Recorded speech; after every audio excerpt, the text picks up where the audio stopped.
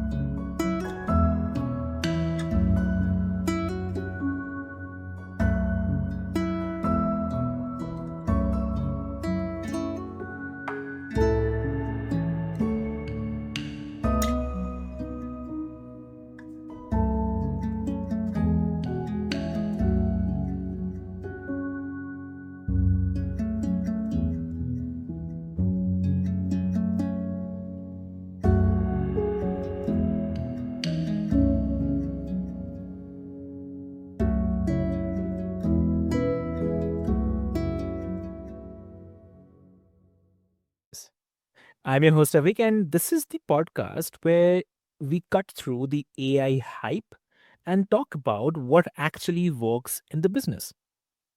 So, today we are digging into AI assisted coding and why it's turning normal people into builders. Like folks who never took computer science 101 are suddenly shipping the prototypes, automations, dashboards, even the full products as well. It's giving creator economy, but for the software, right? And to make this real, I brought on our lovely guest. Please welcome Walt Postlewait. So welcome to the show. Thank you very much. Thanks for having me. I'm looking forward to the conversation today. Amazing. So, dear listeners, before we delve deep into the discussion, I'd quickly love to introduce you to Walt.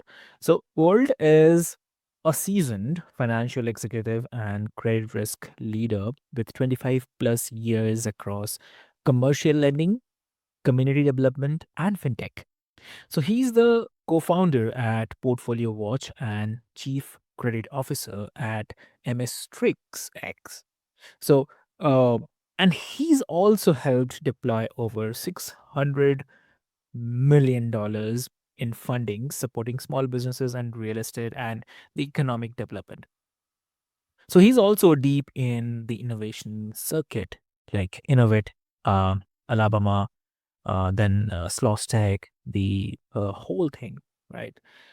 So Wall sits at the intersection of money, risk, and real world execution. So, which is exactly where AI coding gets interesting because building is easy now, building responsively is the flex. So, I'll not take much of your time, dear listeners. Let's get started. Welcome to the show again. Thank you very much. You made me sound like I've been around the block a little bit, which I have been. So not too long in the tooth, but I've had a good career. Amazing. That's really love to, and we'll definitely love to listen from you because, like, AI coding is kind of cheat code, right? So, um, but what's the real unlock? I mean, when you look at AI assisted coding, um, what is the biggest shift that you're seeing? I mean, is it the speed, cost, or who gets to participate? What do you say? Like, gosh, I think it's all three of them actually. For me, I'm not a coder. I'm not a tech person. I'm a banker. I'm a career banker, and my whole career spans actually over 30 years now. And Mm. I've seen a lot of technology come and go, and AI. I knew that AI was something real, and I knew it was not going to go away, but I did not know how it was going to impact me, the banking world, or frankly, my family. And through this path of portfolio watch and creating this fintech company, I have seen firsthand the direct benefits of the AI with AI coding. So in my situation, Yeah. I do not have deep pockets. A lot of my career I have spent with nonprofits. Most of my career was fortunate enough where my wife could stay home and raise our three kids. So we sacrificed financially for a lot of the things that were Mm. more important to us in our life than Okay. paycheck and size of, our bank accounts. So I did not have deep pockets for development or solution Okay. design. So in commercial banking, there are some systemic shortfalls and some very systemic problems that, frankly, make it Yeah. harder on the banks because of loan loss. And if banks are more concerned about loans not being paid back, they don't make them in the first place. And so through my career, I have seen good businesses and good Mm. business owners not get the capital they needed to Mm. expand their businesses, to hire more people, to, impact communities for various reasons. And part of that is the ongoing portfolio management that lenders have to do. Typically, it's the lenders who also have to manage their portfolios, and it's a matter of time.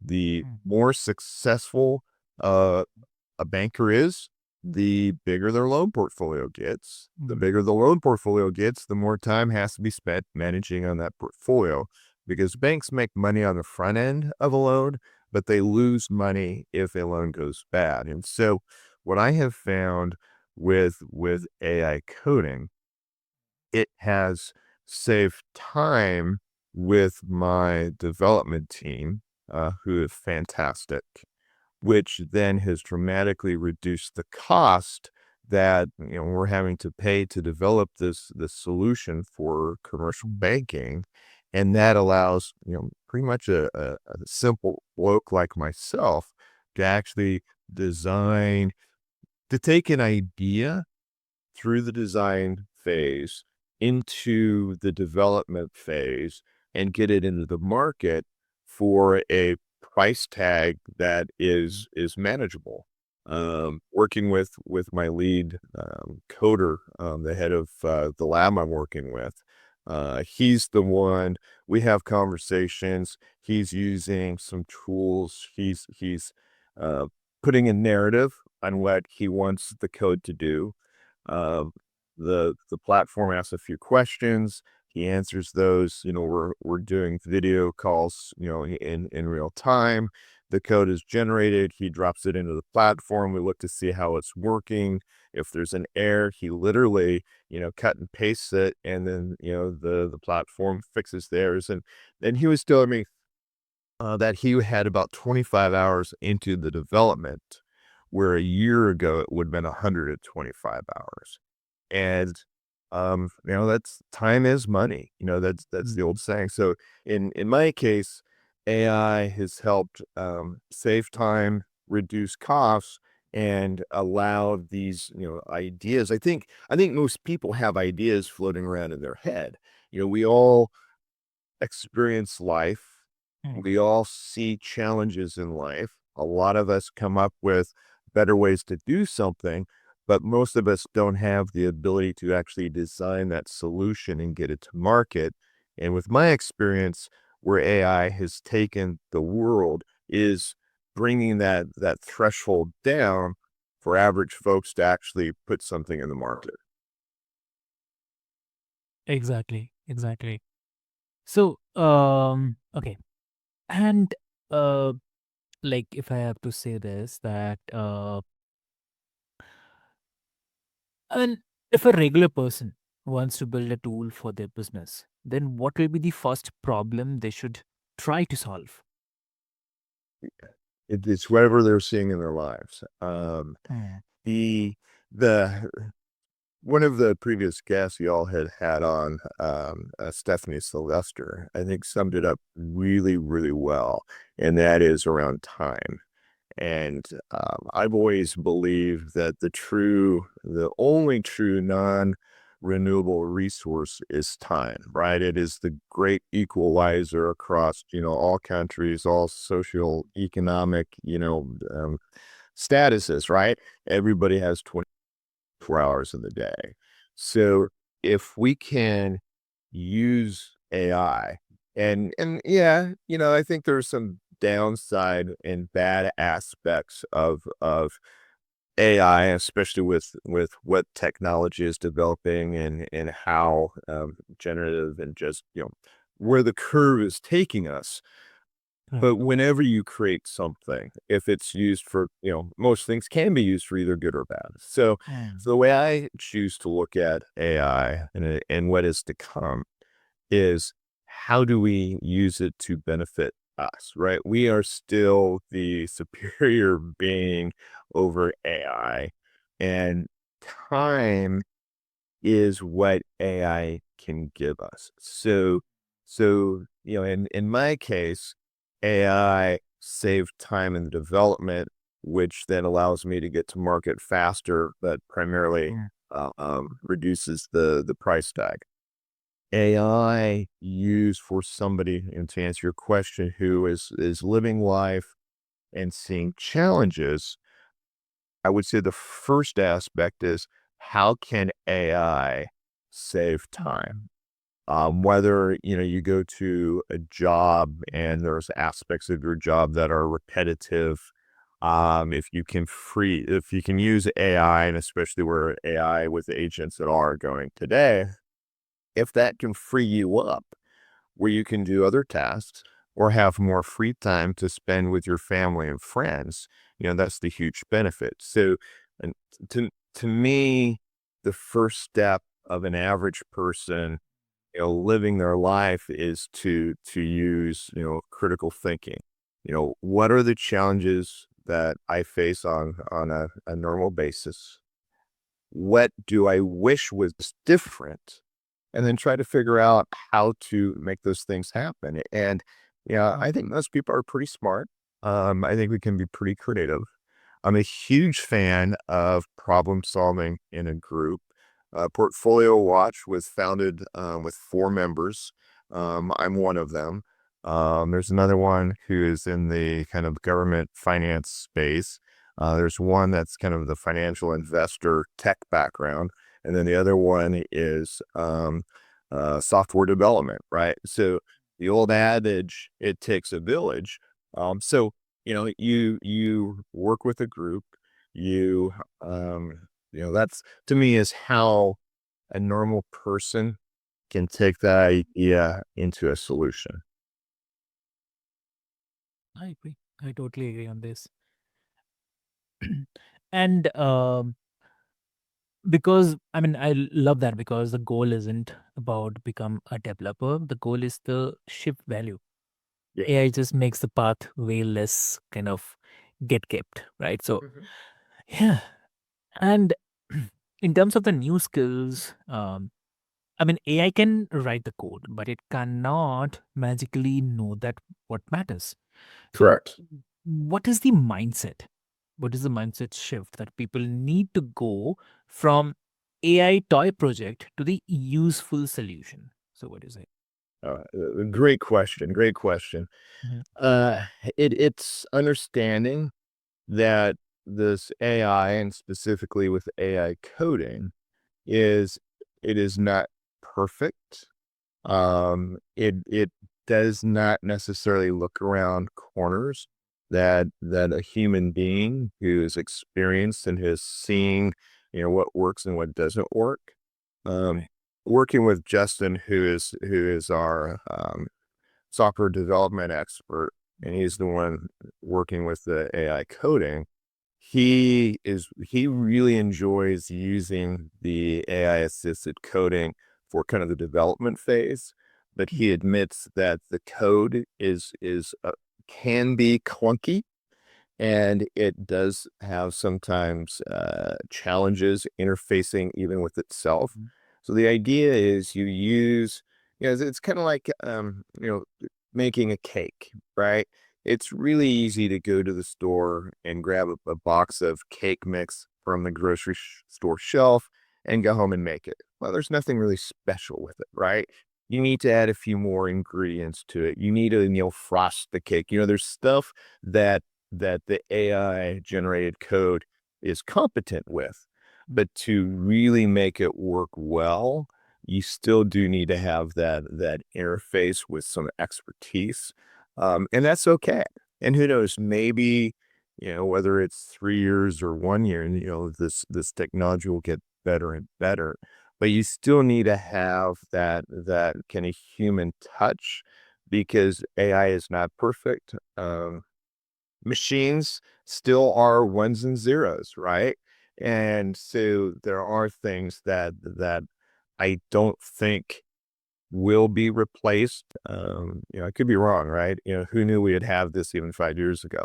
But I think that there's still something about the human experience and reasoning that AI likely will not replace, and so still will always take a human touch. Mm, agree, agree.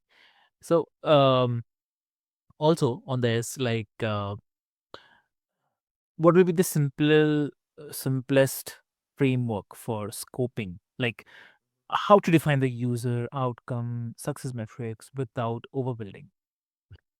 Uh, in my case, it was fairly simple, and I think for your audience, it goes back to what are the challenges that they're trying to solve, right? Okay. The more specific the challenge is, the easier it is to develop a solution, but even more easy to sell that solution. In my case, because of my experience with commercial lending, I have firsthand knowledge of this kind of tension between new lending and taking care of the loans you already have. And because of that experience, I've had this idea, bounce around my head probably for 5, maybe even 10 years. And now technology is allowing this solution to be created. But because the challenge that I'm trying to solve is specifically with lenders, commercial lending specifically, it helps me focus that target. For us, we're targeting community banks, somewhere between about 150 million in assets, up to 800 million, maybe a billion, but we're looking for kind of a tight circle there. We can also look at credit unions and community development financial institutions, loan funds. But for us, we have a fairly tight, spotlight on that industry, and we're fortunate because with banks specifically, and credit unions, they're regulated. They they submit quarterly financial statements to the regulators. All of that is public information. So, I can tell you right now, our focus will be in 3 states or is in 3 states. That's Alabama, Texas, and California. And that's because we have relationships in those 3 states. So start where you have relationships, but we can look at the list of banks in those states. We can go to the FDIC, pull all the financial data points that we want to, and then figure, oh, these 10 community banks are our targets. And then we go out and we visit with the decision makers and show them how we can save them time with their lenders. We can reduce their losses. And through all of this, it frees up their lenders to do what they're hired to do. And that is to make new loans. And so in our case, it's a tight uh, Right. audience that we're marketing to. I think the broader the the audience, the harder it is. And so that's why I say, as we experience our lives, focus on what is that challenge that you're experiencing firsthand, because it's firsthand, right? You are Mhm. experiencing it. If you can come up with a solution, the first target should be those who are in similar situations that you're in that most likely would have those same challenges. True. Very, very well said. Yeah. I mean, the scope is the business model's best friend. Oh yeah, absolutely. Exactly. Yeah. And like, imagine someone listening right now, not technical, just motivated. What will be the realistic path from zero to a working tech solution in, say, like 30 to 60 days? But No, that's reality. Um, yeah, And I still think you need a team. And this again goes back to the earlier kind of topic we touched on the limitations of AI. Okay. Mhm. For me and for us to get Portfolio Watch to market, it takes a team. I do not have the coding software development background. That's why we brought in a software developer as part of the founding team. We part of that agency is also sales and marketing. So they've also helped develop the website, the narrative, some of the marketing that we're doing.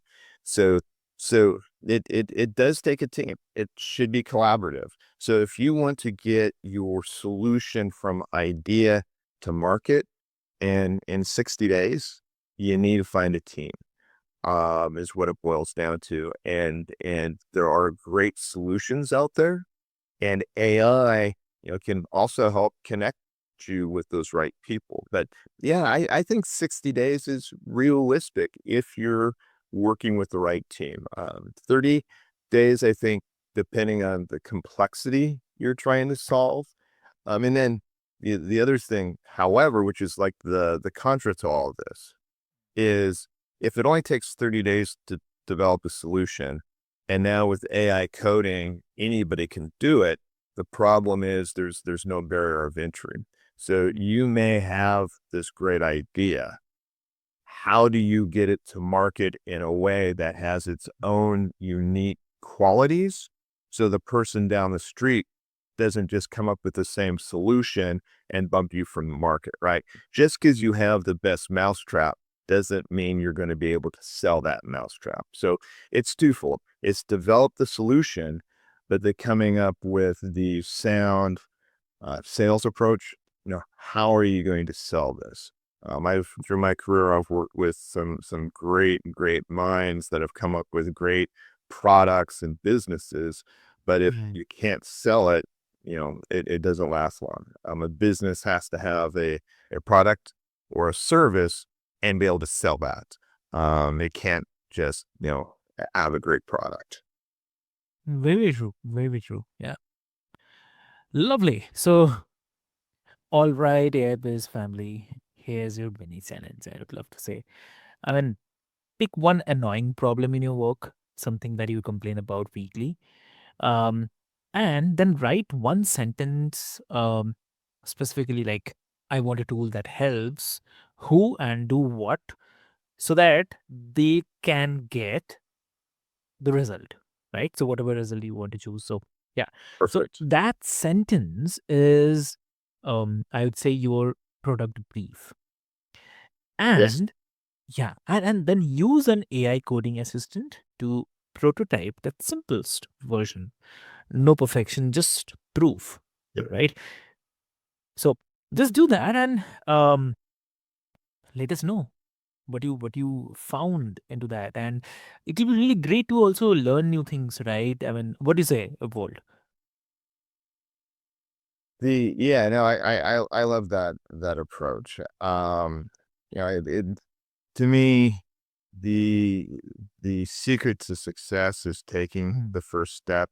So I think that's great advice to your audience. Write it down, come up with a solution, and try it. It doesn't have to be perfect. It can just be proof of concept, and I think that's brilliant.